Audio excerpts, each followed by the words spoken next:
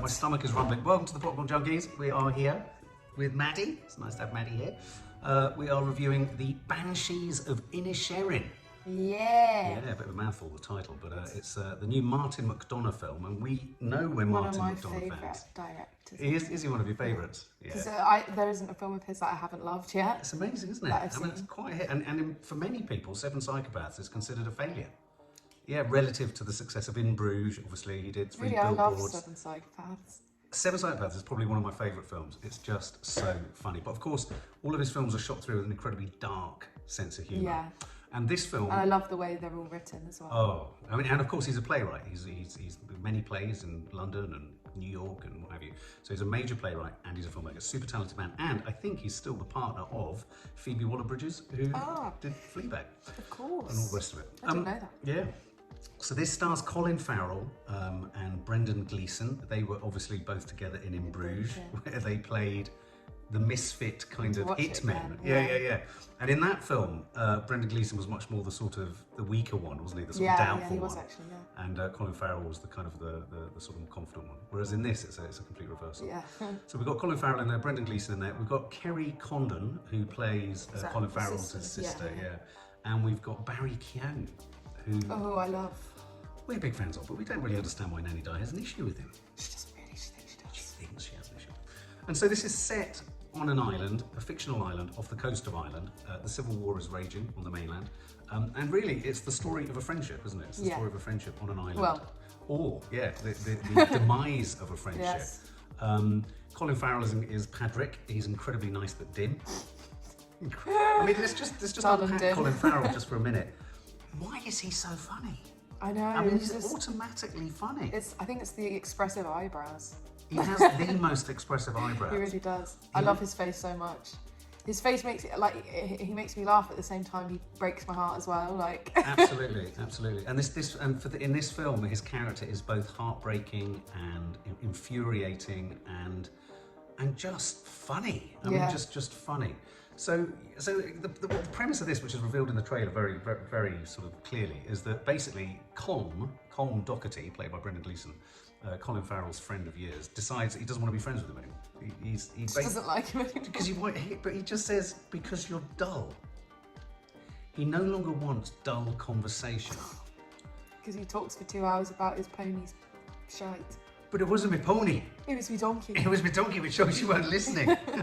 I mean, it's brilliantly written, it's crisply written, it's very funny. But essentially, this is about a very unusual subject matter, really, a really unusual premise. And I think for that reason, a really bold filmmaking. Because quite a simple premise as well. Very simple premise, but delivered so much. Because I don't know if you remember, earlier in the film, at the point that we don't know that Brendan Gleeson has decided that he finds Colin Farrell dull, Colin Farrell's sister, Siobhan, she says, maybe he's gone off you. Maybe he just doesn't like you anymore. Maybe he just doesn't like you anymore. And that's kind of, there's a prophecy in there. Yeah. Because she's right. Yeah. But what is going on? So essentially, really, the whole film, well, I'd say the first half of the film is about Colin Farrell kind of trying to rectify. Yeah, make it work. Make it work and push against this. Yeah. And you're like, it's confusing because you're unsure as to whether he's being serious about not wanting to be friends as well, because although he's like making it very clear that he doesn't want to talk to him or anything, there's this, which you said when we came out, there's a slight warmth that he still seems to have towards him. Like he's not. Yeah, he was just very strange. So you couldn't really. Felt like you were kind of in Colin's character's position, because you just didn't, even though he was making it really clear, you didn't quite believe that was the truth, or if that was actually how he was feeling. Absolutely, especially confused because there's one particular scene where Colin Farrell gets punched and beaten up by the policeman. And then that bit really broke my heart, that scene. And then Brendan Gleeson kind of steps in to says nothing and helps him, and then he's crying. Okay, well, so this is a film about a friendship that's run its course. One friend has had enough. He doesn't want to do dull conversation. Life's too short. He feels it's all about the pressure of time ticking. Needs peace. Wants to write music. Brendan Gleeson's clearly, he's a fiddler. He likes to play his fiddle, which needs fingers.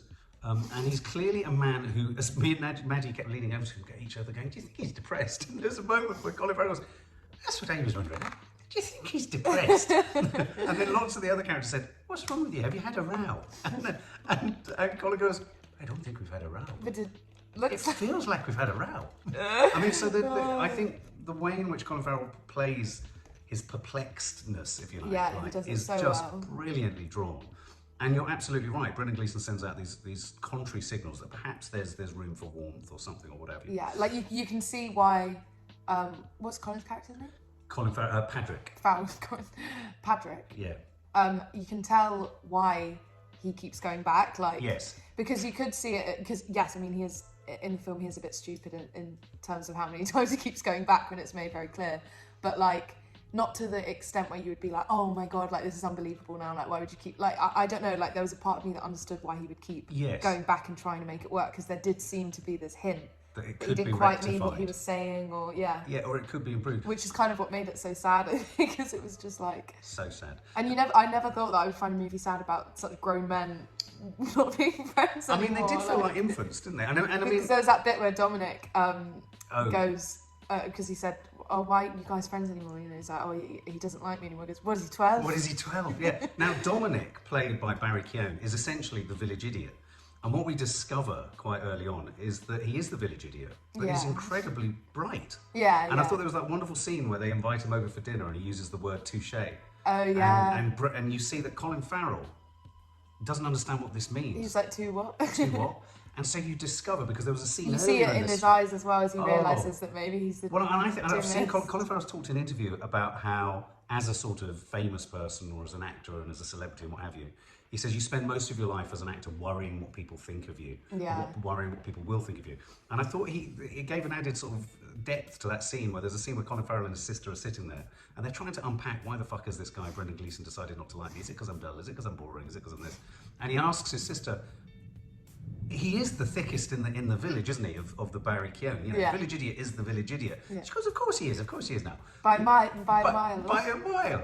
And he says something along the lines of, by a mile, why? He's the next dimmest. Who's the next dimmest? I'm not going to measure between the... But it kind of dawns on you as the viewer. You're put in the position of his sister, where she loves him very much. She cares for him. But we all know he is probably the dimmest on the island. I hate to say it, I think even his miniature donkey was a bit brighter than him. Yeah. But he was nice. He was incredibly nice. He's a good man. Now, of course, the whole film ratchets up a level at the point that Brendan Gleeson, so wanting desperately for Colin Farrell to get out of his fucking face, threatens to chop his fingers off. And he will cut a finger off each time he speaks to him. I didn't believe him. Me neither. Did you? No. This is a spoiler review, by the way, but I did not believe No, I thought it was just to scare him off, do you know what I mean? Absolutely. And a shout out has to be given here to the landlord of the pub and his mate at the bar, who are, in a sense, again, what's very clever about this film is a lot of the subsidiary characters become us, the audience. So it's like if we were in the pub, we'd be sitting there going, what the fuck's going on between To be honest, a lot of the time it felt like we were in the pub as well. Like it felt like we were also kind of just looking in on it. And I just couldn't believe that he was actually going to take this to this next gruesome level. But of course, being a Martin McDonagh film, he is willing to have people fall off buildings, heads explode. They all have gore in it. They all have gore in them. And so consequently, this strange development happens where Colin Farrell keeps pushing it and pushing it and pushing it, and digits start to come. Digits start to come. They certainly do. And at this point, you said, "What is wrong with him, Brendan Gleeson? Yeah, what is going on for this guy? What did That's you think more than just depression. Yeah, it is about depression. I mean, he has talked about, and there's that very, very powerful scene in the pub where Colin Farrell's absolutely annihilated drunk, and Brendan Gleeson says, I mean, no one remembers a nice man.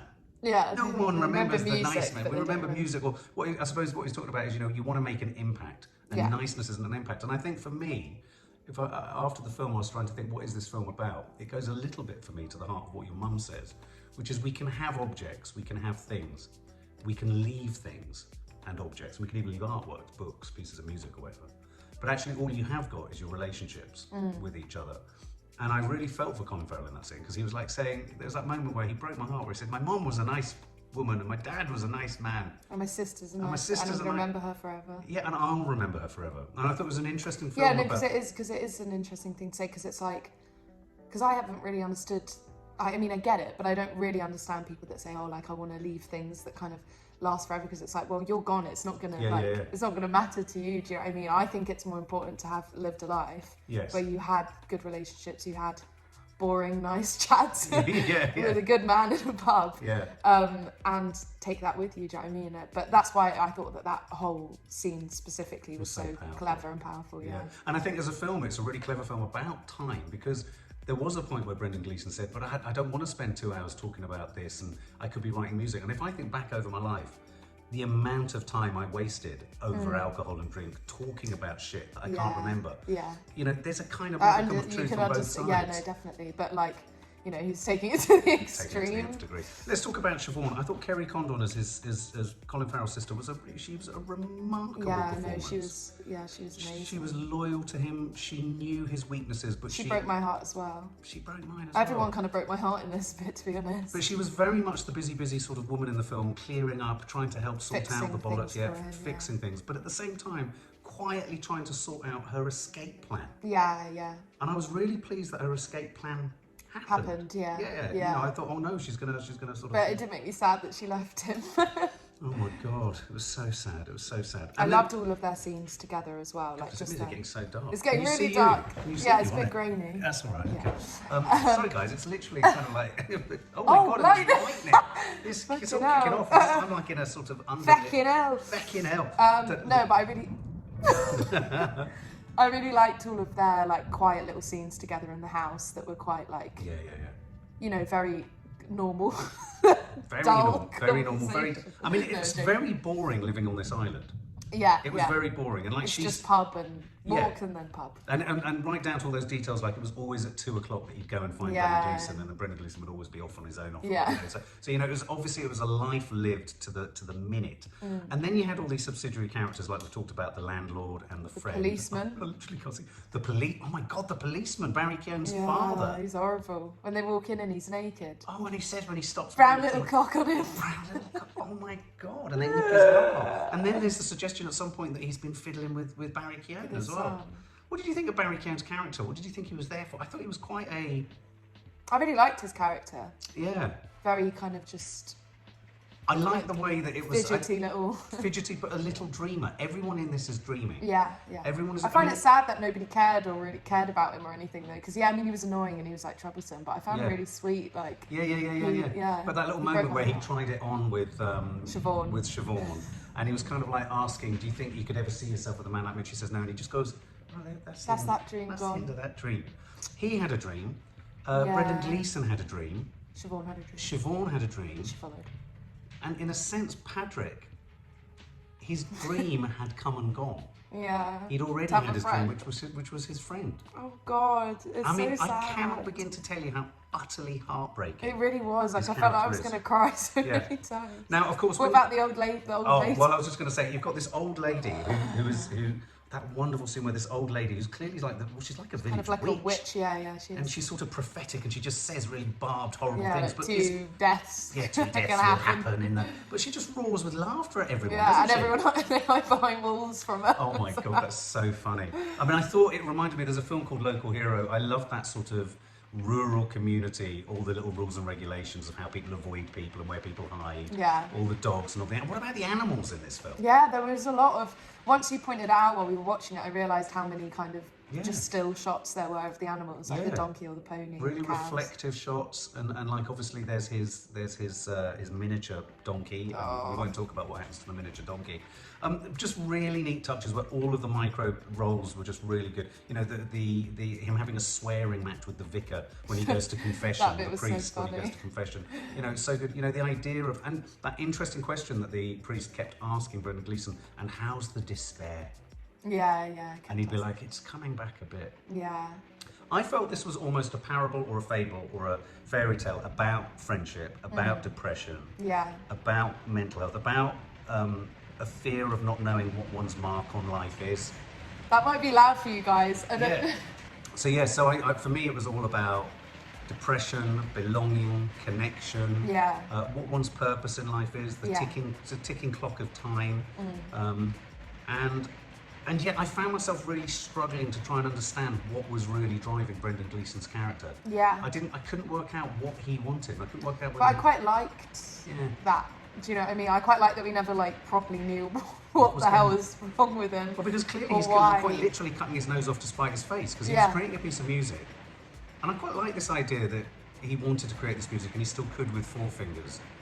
But then when he's got no fingers, he's finished his song. Yeah. He can't do any more songwriting. Yeah. But he was almost at ease with that. Yeah, it was so strange. It was like it did, depression. It was like an accurate and extreme way of showing depression in it. And almost the sort of futility of it and the self-harm of it. Almost. Yeah, so exactly. You can hurt yourself to the point where actually, because for me, the least convincing part of the whole film in the end for me was the end. Where I kind of thought, and again, as this is a spoiler, I thought that Brendan Gleeson was going to let himself go. I personally think I would have preferred it if they had just let him go in that scene. And there was that it shot. would have been sad, obviously. Yeah. But I think it would have just been more more impactful. It had the potential to have like a really strong ending, and then the ending ended up being a bit bleh. I mean, it was still like, don't get me wrong, it didn't like ruin the film or anything like that. But I just feel like the whole film would have had more of a punch if the ending had been him in the house and not it was just them kind of coming to a conclusion of some sort, but not really. But also feeling that in the end there was a shift in Colin Farrell's character that I didn't necessarily believe would have happened. Yeah, exactly. Do you know what I mean? Yeah. I thought he was too vulnerable for too long. Yeah. I mean, little details like there's this wonderful moment earlier in the film where he decides to change tack. Is that we decided to change tack. He needed some tough love. Don't do tough love with Brendan Gleeson when he's threatening to cut your fingers, his own fingers off. Not Obviously, a wise thing to a lot of people have been talking about the fact that the film is a metaphor for the Irish history, the idea that the Irish fall out between themselves, the Catholics, the Protestants. Why have we fallen out? Is it an act of self-harm? Yeah. There's this kind of division, if you like, and none of us really understand why. It seems notional. Yeah. I personally saw this film much more as a kind of, like you say, a sort of portrait of a very male mental health crisis. Yeah. Loneliness. No, 100%. Belonging. Yeah. And it's a really accurate just way of showing it. Exactly. But don't get us wrong, it's funny literally throughout, from start to finish. I mean, we were in a which is why it's so good, because you could literally go from laughing, and which he does in all of his films, to be honest, but you can go from laughing your head off to being like really, really heartbroken from a character to then going straight back to laughing again. So it's a really fun watch. An astonishingly acted film. So in summary, what would I say? I would say I thought this was a brilliant film about friendship. I thought it was also a film about a taboo that we're not allowed to talk about. Perhaps almost it is about the fact that some friendships run their course. Yeah. Some relationships run their course. I mean, in a way, the sister's relationship with her brother had run its course. Everyone's relationship with him had run its course. And even the animal's relationship with him. And Dominic's relationship. Do you remember that movie? He just went, maybe you're not nice. Oh, fucking hell, of course. Even Dominic went off him. I'm feeling for. I know, it's literally heartbreaking. See, as I leave the film, I mean, the film's obviously a fictional representation of a fictional world with actors in it. I still think he's still there in that. I know, in that world. Cottage. I'll listen to him talk about boring stuff. So you can talk to me about his shit for as long as your donkey shit. So I think it is about all of these things. I think it is also a sort of meditation. I just remembered the bit as well when his sister goes to ask him, like, why have you stopped talking to him? And he's like, he's dull, Siobhan. She goes, but he's always been dull. Nothing changed overnight. He's always been dull. Which is interesting because it means that it is a change in Brendan. The reason this film happens is because of the change in Colin. Brendan Gleeson's character. He has the midlife crisis. And his midlife crisis, in a sense, I feel at the end of the film, Colin Farrell's just beginning his midlife crisis. Yeah, exactly. That's when he was like, this is starting, not ending. This is starting, not ending, exactly. So I thought it was incredible. Barry Keoghan is at the fidgety, ADHD, incredibly sharp and incredibly observant in a way. And sort of he's almost seer-like. He was seeing through things in a way that the other characters I love his face. He could see people for what they were. And again, it reminds you, don't dismiss the one who apparently appears to be stupid, because they're not necessarily very stupid. So I personally thought this was a sensational film. I really enjoyed it. I do think, weirdly though, that I thought it was a bit of a bungled ending, and I think it lacked oomph for everything that had gone before it. But I would give this a whopping 95 out of 100. Nice. Yeah. What would you say? Oh, well, I absolutely loved this film. I was really excited about it as well, just because of how much I love all his other films, and the trailer the trailer carried it just as well as the film did. Honestly, I was either laughing or almost crying throughout the whole film. Like, the whole film had you feeling something the whole way through, even if it was kind of a filler scene or whatever, you were always reacting, and the whole audience in the cinema was as well, which was really nice. Like, everybody was laughing out loud. It was like we were in an Irish pub. Yeah, exactly. It really made me want to go to an Irish pub. The pub they were in looked so nice. And I loved all the stuff with the animals as well, all of their kind of like sincere faces throughout the whole thing.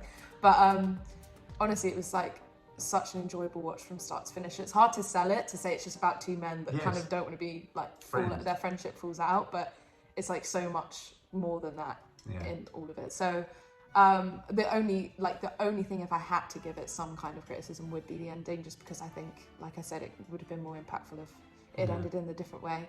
But not enough to affect my opinion on it. So I think I'd literally give this like 99 out of 100. Yeah, it really is. And I thought the performances from everyone in it, right down to the owner of the pub and the other man that would sit there as well, and they both kind of just like react and watch things. And the priest and the old woman was great. And even the woman that opened Siobhan's letter, like literally everyone in it was like... Yeah, she wanted to know everyone's business. Pre-social media. I'll tell you what it also reminded me of. It's a film about society or a small rural community wanting to know and wanting to like. It was like a manifestation of social media. Who likes who? How many likes have you got? How popular are you? What's your news? Do you know what I mean? You're boring. You're boring. And that wonderful moment where he was made to feel boring because he had no news. Colin Farrell, you've got no news. And they gave them news. No, that's rubbish news. That's not news. So there's a hierarchy of news. And then when he sends the guy who's come back off and says, your mother was hit by a bread van. Oh yeah, he's like, if it's the same fucking bread van, I'm gonna kill him. That bit was it really was it very was so witty. good. Yeah, honestly, I would recommend it to pretty much anyone. There you go, guys. For more film and family fun, don't forget to click the subscribe button and make sure to click the bell to never miss an update.